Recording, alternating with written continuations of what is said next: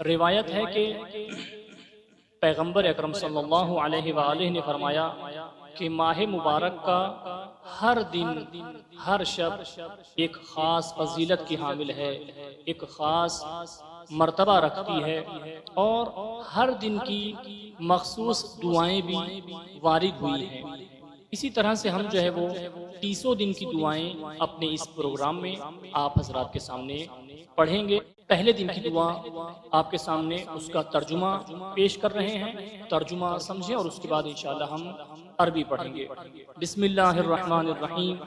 اے میرے معبود، آج کا روزہ حقیقی روزے داروں جیسا قرار دے، میری عبادت کو پکے عبادت گزاروں جیسی قرار دے، آج مجھے غافل لوگوں جیسی نیند سے بیدار کر دے، اور آج میرے گناہ بخش دے، اے جہانوں کے پالنے والے، اور درگزر کر مجھ سے، اے گناہگاروں سے درگزر کرنے والے۔ بسم اللہ الرحمن الرحیم۔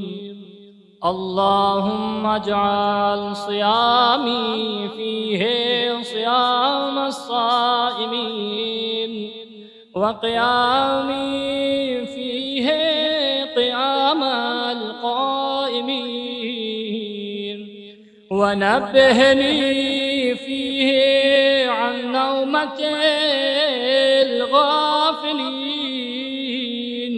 وہب لی جرمی فیہ یا الہ العالمین، واعف عنی یا عافیا عن